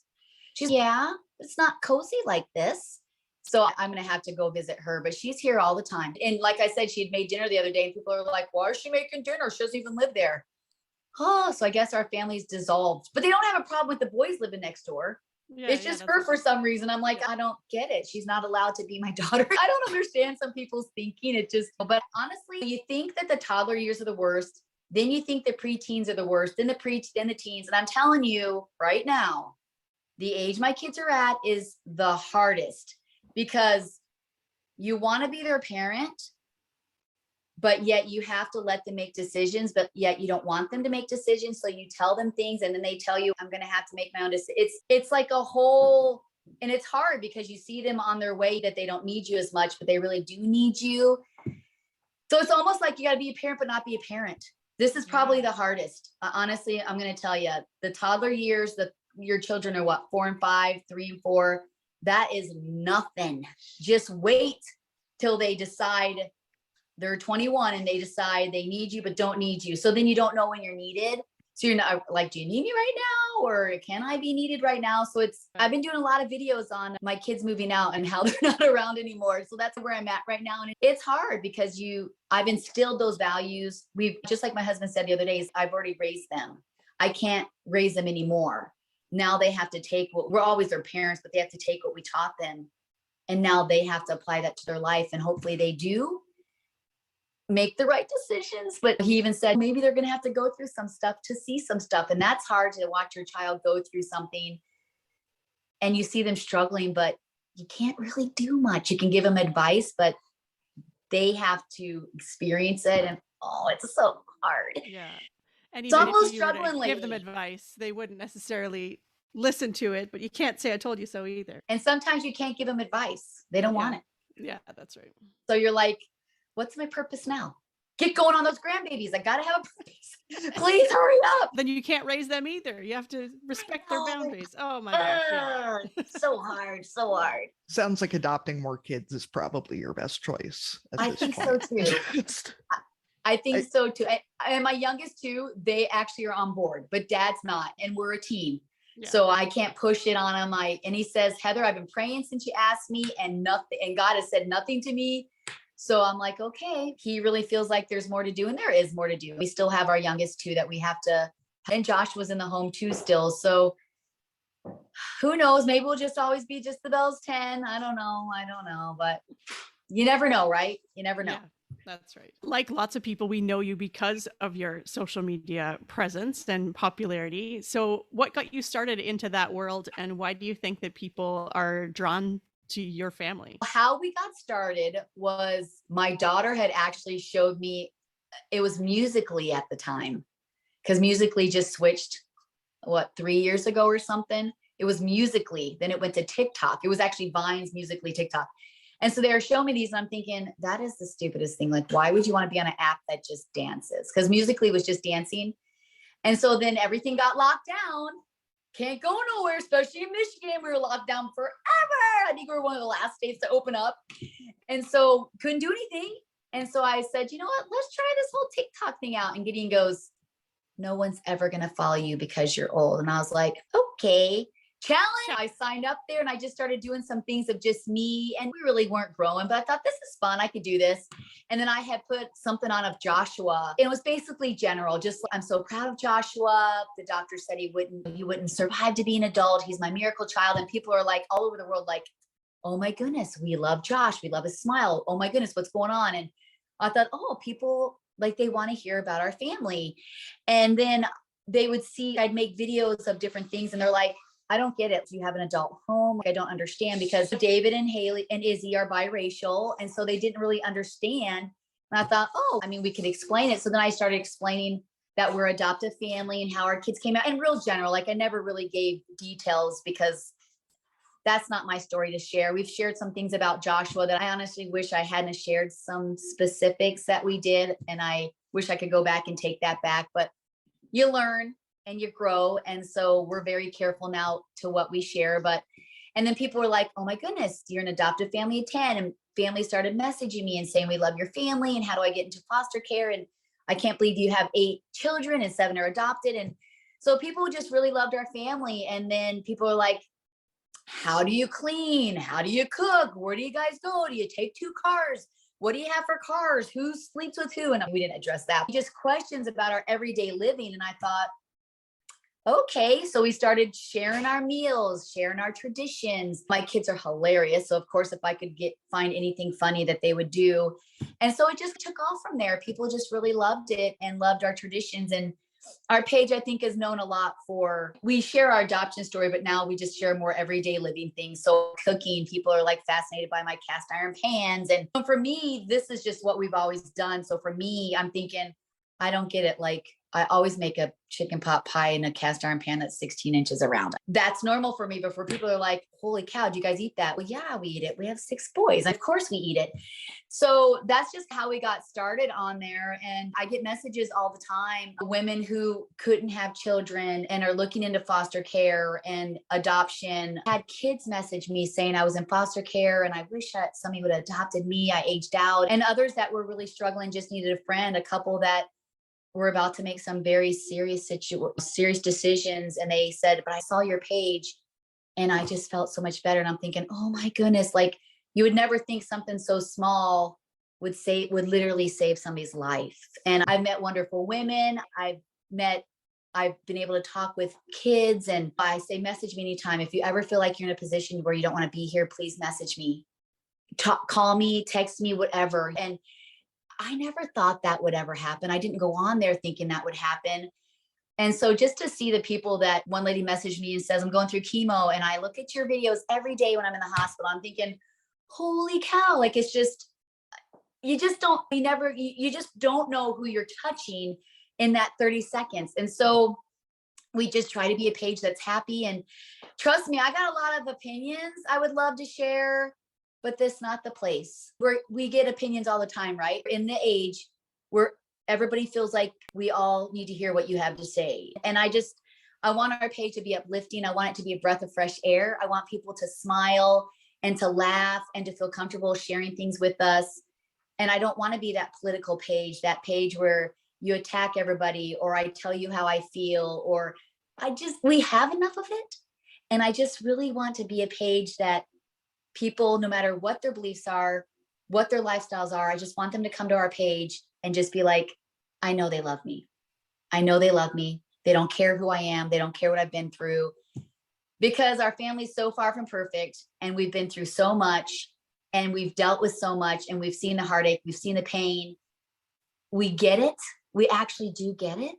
We've dealt with serious situations in our family. We've dealt with serious situations with our kids. And I'm telling you, and I always tell people, I am so far from perfect. I am still growing myself. I would never judge you, because I got a lot of growing to do myself. And so I think because we're raw, we're relatable, and what is what you get. I'm not going to put on a show for you. I'm going to share with you what I do. You like it, you don't like it, whatever. So that's our mission. It's just to really be a light. And some people love us. Some people can't stand us. Some people say my food's disgusting. I don't get it. Some people say I make too many cookies. How dare you say that? Can you make too many cookies? Holy tamales. Wait till Christmas comes when you get cookies coming out your ears. But you're not going to please everybody. And being on social media and having so many followers, if I shared some of the messages I've gotten from people, you would be shocked. I'm thinking, all I did was make chicken pot pie. I don't understand that message, but where is this anger coming from? People are struggling, and you got to just kind of, and I've learned to respond with love. And usually when people message me and they send me some pretty crappy messages, I just say, we're just trying to do our best. And I love my kids. And they're like, oh, you know what? I'm so sorry. You're right. I apologize. I shouldn't have come at you. And you got to respond with love, even when you're being attacked, because people are hurting and you just don't know their stories. And I don't think people mean to be hateful, but people are struggling, and what do? You know, it's good to know who you are too, right? It's clear that you are secure enough in yourself to say, this is what I have to offer, and I'm going to be positive. And like you said, take it or leave it. No one is forcing you to watch. So if people don't like the content, it's easy to scroll on by, but I hope that you take on those positive messages and the people who are looking for help and resources, and that those are the ones that are really making a difference, right? Yeah. Whether you make any impact on the person who's negative to you, it doesn't really matter. But if there's someone who you're making their day brighter in the cancer ward, then, that's huge, right? Like that's what makes a difference in the end. Agreed. And we're really careful too with my kids. So I've actually had to remove some videos because my kids are like, and I do show them, like before I put something on, I'll show them, do you mind if I do this? And there's times I'll video and they're like, this is going on TikTok, is it? I'm like, I would like to, if that's okay, because I catch them in the funny moments, but I don't put anything on and they're surprised. Like I said, I've had to remove a couple things, and I've had to because when we first got on social media, it's so easy to get caught up in the wanting the likes, wanting the views, wanting the followers, being irritated with your family because social media is not doing what you want. And I actually had to sit down with my family and say, hey, I know I've been crabby and I was a little over the top and I shared things I shouldn't. And I've had to apologize to them just because you get caught up in this craziness. It's so addictive, and people are very intrusive. They make you want to share everything. And so I had to really recollect, sit down and say, okay, what's my purpose here? Why am I on this? It is social media. It's not real life. You need to really recollect. And so I've had to humble myself, apologize to my kids, remove some things, recollect, reset. And my kids come to me if they want to be on. I don't, because people are like, how come we never seen David? Because he doesn't want to be on. I'm not going to force my kids to be on. And so I've changed my thinking of how I do things, because we are a family unit, but I don't have the right to be intrusive with my kids. So I'm very careful. Like I said, with Joshua, I've shared things that I wish I never did. And I had to get that right also. And you learn. And so our page has changed a little bit. It's of what we share and things we do, and no more house tours, no more going. And we've had to really sit down, because as we get bigger, it can be serious because people aren't all nice. And so we have to be very careful of our family if we're going to want to stay on this platform. Sure. And like you said, it's not like you started out at the beginning thinking that this is where you were going to end up. So what you share when you have a few, same as like when we all started out on Facebook, when we had a couple family and friends that were following us, that content looks differently now that you have many thousands of followers versus when maybe it was just a few neighbors, some friends, other people who are in lockdown, and what they already know and what you're willing to share with them is going to be completely different now. So, I mean, it seems natural that you would definitely learn some lessons along the way and do some reflecting. And as your kids grow and change, what they were willing to share when you had 1,000 followers versus millions might be a little bit different too. And as they get older and enter into relationships and things, you don't know what their comfort level might be. I think the other issue is that since your screen names all mention like Bell's 10 or 10 Bells? Bell's 10. Just the Bell's 10. Yeah. Now, if you adopt more kids, are you going to change your screen name, or are you going to have to kick some kids out of the family? Because maybe this is where that deciding who gets to stay is going to become an issue. I had thought about that too. I think like maybe be just the Bell's 10 plus 2. I don't know yet. I don't know. I'm not really sure what to do with that, but I guess you could stop counting yourself and your husband, and that would get you at least 2 more spots. And then I could. The thing about social media is because when we first started out, it was Heather Lifts and Farms, because our family, we were Olympic weightlifters. And so I lifted and I farmed. That's a whole new thing. Yeah. Me and my kids, we used to be Olympic weightlifters. We competed throughout like the US and stuff. So wow, I guess I didn't go back far enough in your content to know. Yeah. I don't know if I shared much of that, but so we used to be Heather Lifts and Farms. And so then when people started knowing about our family, we switched the name. So this is what happens. So when you switch the name, all of the whole internet switches. So if you look up Just the Bells 10, if we were Just the Bells 12, Just the Bells 12 would pop up. It's pretty interesting. So Heather Listen Farms, you can't find that anymore. Right. If you Google that, it'll come up Just the Bells 10. So it's very interesting how the whole web works. And my 4 kids, yeah. Like my Gideon, he was like 5th in the nation for his weight class. And he would have been 1st the next year, but we were in Anaheim, California at a weightlifting competition, and his gallbladder burst 20 minutes before he's supposed to go on to lift. And we were doing emergency surgery in the hospital watching his weight class compete. That was quite interesting. So yeah, I have state records. And so that was, I had me and 4 or 5 kids. Our coach is Chad Vaughn. If you look him up, he has 2 Olympic medals, for 1 in Greece and 1 somewhere else. And so yeah, Arlene, I know we've joked about like a Barnyard Language Olympics, but I feel like this really just took it up a couple notches. Yeah, our last question is always about dominating a category at the fair. I feel like I know where she's going to go with this one, but all right. Recipe question first, Katie. Okay, so a lot of your content is cooking for a big family. It is oddly soothing. I don't know why. You're probably the only cooking videos I watch. Because thank you. Somehow it's like the videos of people making the tiny food in Japan that are also oddly compelling. I don't get it. It's like the polar all opposite. Day long she watches that. I don't know. I love them. So what is your favorite recipe to cook versus the one that your kids are happiest to see you making? The one I used to love was meatloaf, because I could make anything. I could put rice in it and make it a complete meal. I could make a veggie one. And one day I was making a meatloaf and Haley goes, I really don't like meatloaf.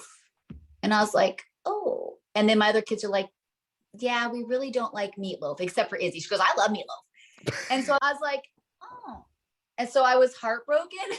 So meatloaf used to be it, but the kids are like, please. I'd make them in the little muffin pans, mini ones. I made a 10-pound one not too long ago. I could hook you up with a meatloaf, any kind. I could make it a theme all day long. So now I'm going to have to say, I could tell you what each of my kids' favorites are, but I used to stay away from cast iron. I didn't understand it. And now my little cast iron tree I have over there, I love cooking with cast iron. So I'm going to say my favorite thing to do in the fall is soup. You might be surprised by this, but I'm a lazy cook. I want to be done. That's why I'm the casserole queen. I'm going to put the whole meal in one dish. We're done. And so in the fall, I love to make soups all day long. Dump because I can. So I got my carrots, my green beans with juices already. I got chicken broth. I can bone broth. You name it, I can it.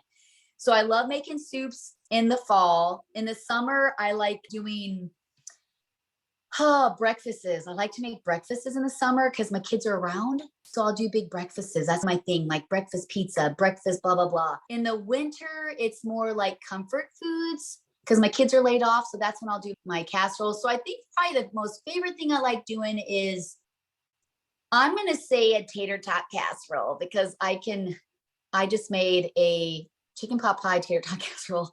It was amazing. I made a pulled pork tater tot casserole. That was amazing too. I saw that. I bookmarked that one. Of the brown gravy. He did that. He goes, make a brown gravy, Heather. And I was like, okay, amazing. He says I have to give him credit too. Do you line the tots up though, or do you just toss them on there? I line them up. Good call. This You is have like, to line them up.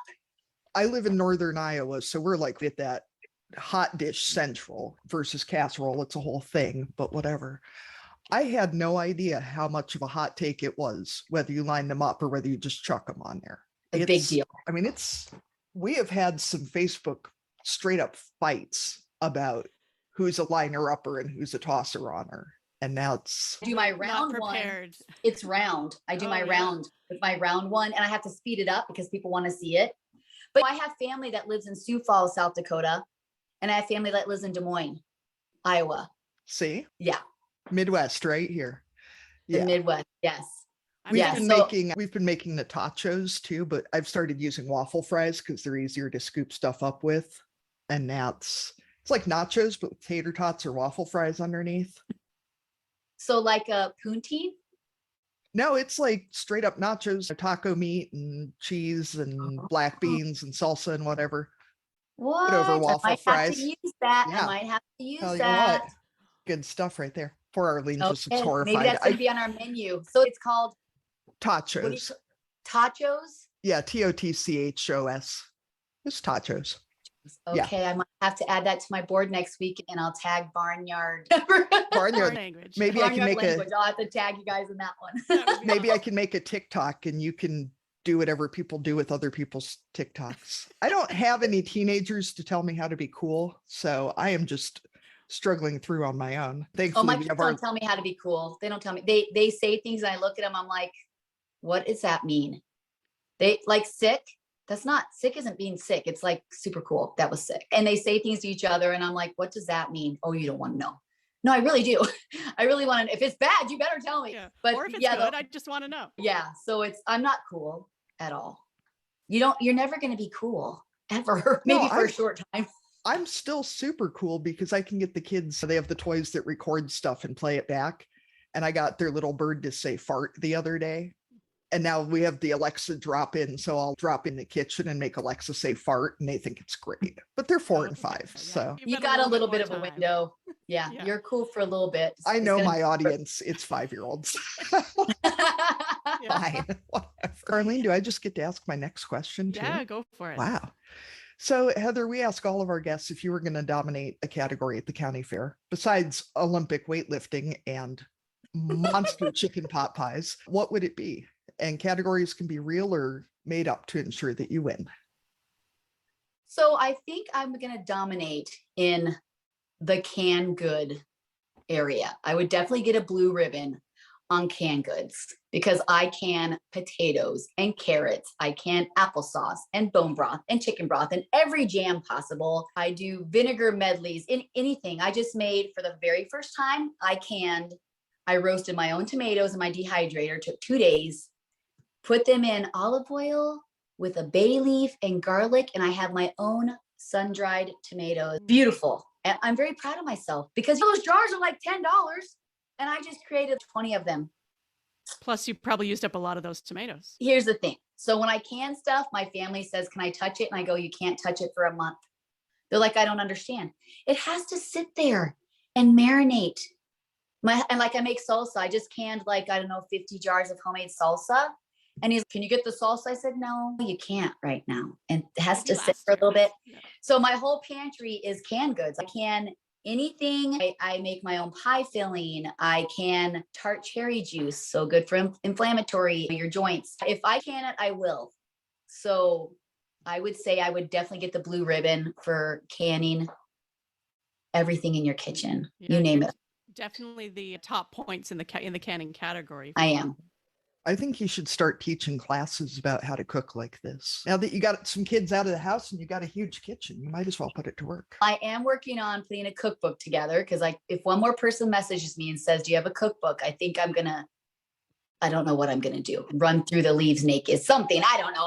Oh my goodness, please. And so I'm working on that. And people have asked me to start a cooking class on YouTube. We have a small following on YouTube, but I just have so much going on that it's really hard to like take one thing. In the mix of a production company has contacted us about doing a lifestyle, a life type show, not like a reality show, but more of a lifestyle, like what we do in the farm and everything. So working about that right now. So to add one more thing, So you're the next pioneer woman, is what I'm hearing. The You'll find your line at Pioneer Woman Walmart is soon. way too perfect for me. Her dishes coordinate. She looks beautiful. I just want to do something like right now, like I'm not matching and my kitchen's dirty, and I want something that people can relate to. Hey, I can get Grand's biscuits and make dinner, or not like I mention something and they have to Google what it is and they have to search the specialty shops to get. I watch cooking shows, but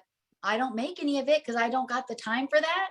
So that's why I do a lot of what I do, is because it's just very relatable. It's fast and anybody can do it. Like I learned how to make a roux. And so basically, if you can know how to make a good roux, dude, you can make anything. Like anything. You get a roux recipe, you're good. And I'm finding that the more things you make from scratch, it's cheap. Like I learned how to make mayonnaise. You know how easy it is to make mayonnaise? It's like olive oil and eggs. Like seriously, it's so fast. And so it's cheaper. I know people think if you make your homemade stuff, it's more expensive. It really isn't. Use the resources around you. That's why we pick berries all summer. My kids love that. We just use our resources. And I have an apple tree that I can finally pick. My husband says you can't pick that till the frost comes. I've been looking at those apples for 2 months. I said, can I pick the apples now? He goes, not until there's a freeze. So now we got our freeze and I can go get my apples off the tree now and start making some stuff with my apples.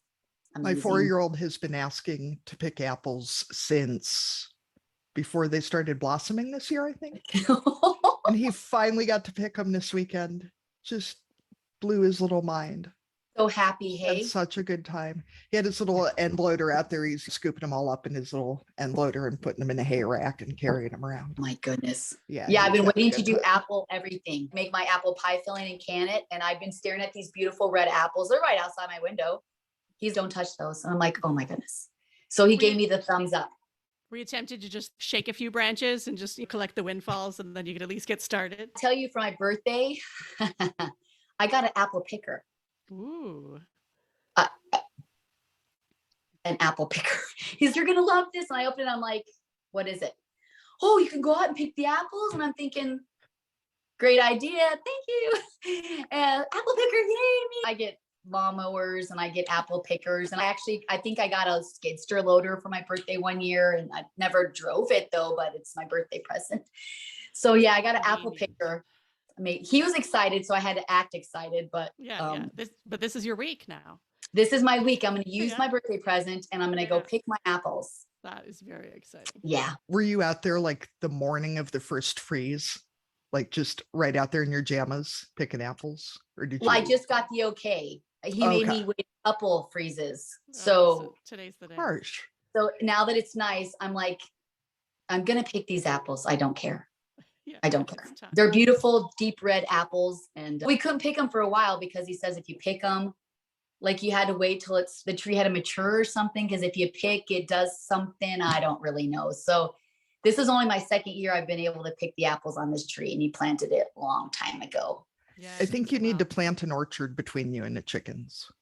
That would be It's going to take a while to mature, so you might as well get started now. He did keep the apple tree up, so there's some privacy. So I do have at least that apple tree between me and the chickens, but for sure. We're going to let you get to your apples in just a minute. We're just going to do our cussing and discussing segment first.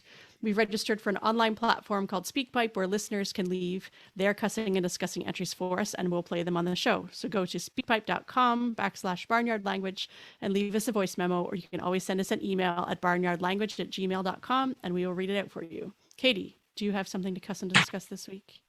I actually do have something nice to discuss, Arlene. Oh, good. So we got a dishwasher in March, and it has been a game changer for canning because it has a sanitized setting. That was like the one thing I asked for, because now I can just sanitize jars. You just chuck them in there, you sanitize them all. So we got married, it'll be 10 years in May. And when we got married, I registered for canning jars and a water bath canner and all that kind of stuff. And I pulled everything out the other day because I had 30 some quarts of apple cider to put up. And now I've got another 10 gallons of applesauce to make and 4 trays full of apples left. Just thinking I do have an apple picker. They're named the boy child and the girl child. I have 2 of them.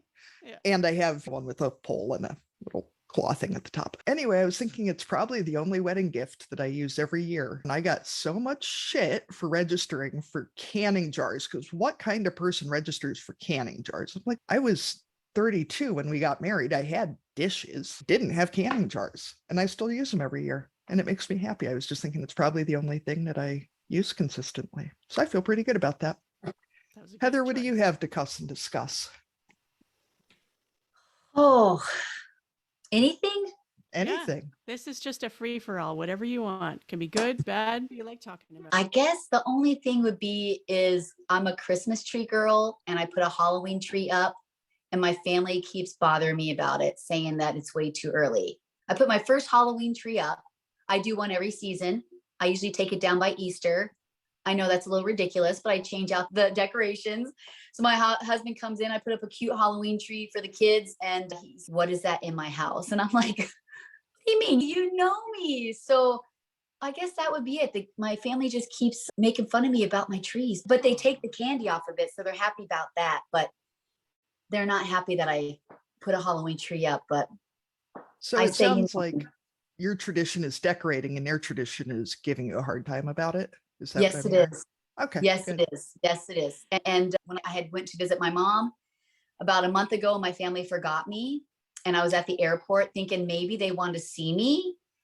And I didn't talk to anybody for a little bit. I'm thinking to myself, what can I do to make them feel as bad as I do? So I put a Christmas show on and I made them all watch with me. So we watched a Christmas show a month ago. Nobody complained. That is perfect. I put it on and they heard the Christmas music. Yeah, they heard it and they said, okay, we forgot mom. And they all came in and we watched a Christmas show together. That is awesome. I'm proud of that one for the future. Yeah. Arlene, what do you have to cuss and discuss? I had one, but I've decided to change it because we're talking about traditions. So this past weekend, we're recording just after Canadian Thanksgiving. So it was our Thanksgiving weekend, and my parents just bought cottage this past summer. So it's on a lake, and so it's cold already. I'm in Canada, so yes, the water's very cold, but some of us had decided that it would be a good idea we were having Thanksgiving dinner at the cottage, and we were going to start a new tradition called the final swim. So we do one last jump in the lake before it freezes, basically. So there was no pressure. We weren't going to peer pressure people into it. So if you wanted to do it, you could, and if you didn't want to do it, that was fine. So probably about half of us decided we were going to go for the final swim. And my 7-year-old, he had his swim trunks on and he likes to swim with goggles. So he's like, Mom, where are the goggles? So he had his goggles ready to go. And he got up to about knee height and in the water and kind of screamed and ran back out. And he was like, this is not a tradition. So he has decided that is not going to be a tradition because it was not fun. But then later we had s'mores around the fire. So he's okay with that as being a new Thanksgiving tradition. But I thought that was a great line. This is not a tradition. Ooh-wee. I went in. It was delightful, but not for very long. So we want to thank you so much for Heather for speaking with us today. It was great to meet you over Zoom and to chat with you about your family and about your farm. And if they aren't already following you, where can people follow you online? We are on TikTok, Instagram, and Facebook, just the Bells 10. That's awesome. Thank you so much. It was great to meet you. Yeah, thank you. Appreciate it. Thanks so much, Heather. Thank you. Thank you for joining us today on Barnyard Language. If you enjoy the show, we encourage you to support us by becoming a patron. Go to www.patreon.com/barnyardlanguage to make a small monthly donation to help cover the costs of making the show. Please rate and review the podcast and follow the show so you never miss an episode.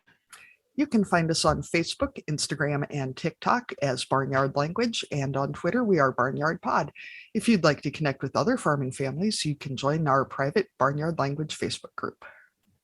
We're always in search of future guests for the podcast. If you or someone you know would like to chat with us, get in touch. We are a proud member of the Positively Farming Media Podcast Network.